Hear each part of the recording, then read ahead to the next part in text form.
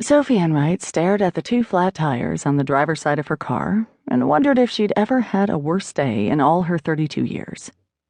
It started when both the victim and the star witnesses for the assault case she was prosecuting failed to appear in court and were nowhere to be found.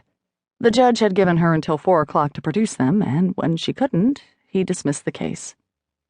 It was never a good day when that happened. She opened the trunk of her car and peered inside. 1 spare, 2 flats. She slammed the lid, got into the car, called her boyfriend Christopher, and listened while the phone rang, then went to voicemail.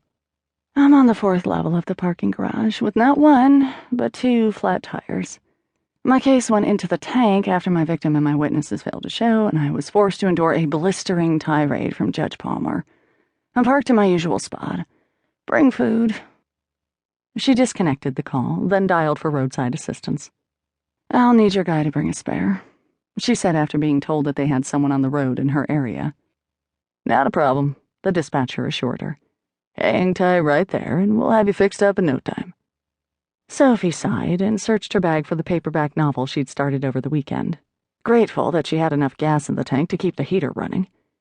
She opened one window for a little fresh air, then settled back into her heated seat to read. After 20 minutes, she tried Christopher again. Still no answer. 30 more minutes passed, and she called the dispatcher once more. He's on his way, she was promised. He'll be there any minute.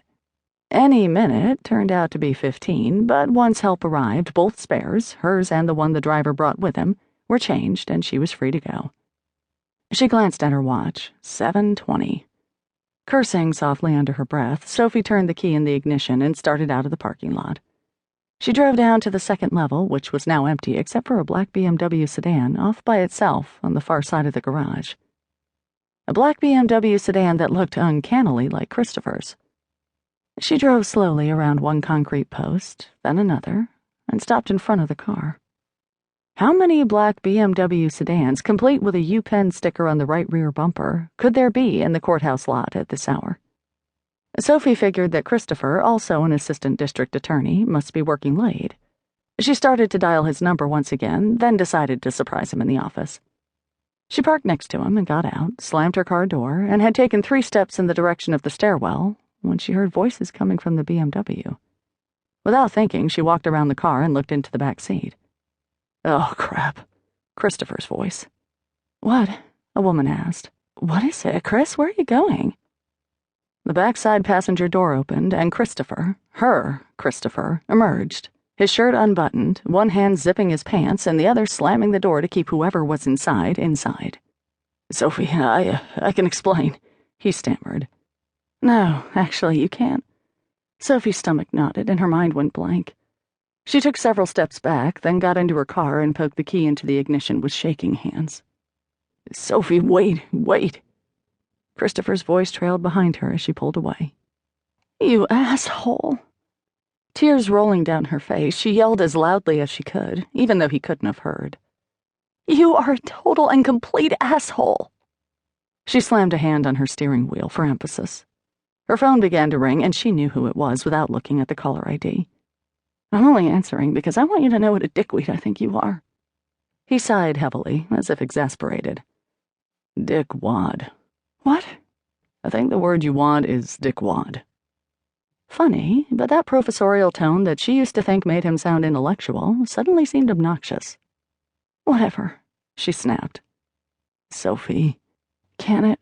We are so done. She hung up.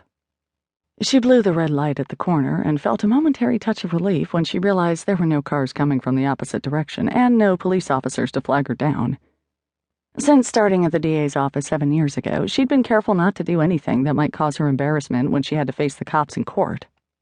Getting stopped for running a red light would be one of those things, especially at that moment when she knew her mascara was running and her face was a blotchy mess from crying. Hardly the professional image she'd worked so hard to create. The street in front of her condo was slick with the cold rain that had been falling since early afternoon, and she was lucky to find a parking spot close to her door.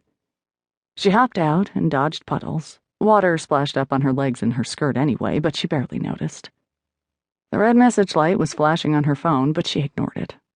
She dropped her briefcase near the door and kicked her shoes halfway across the room.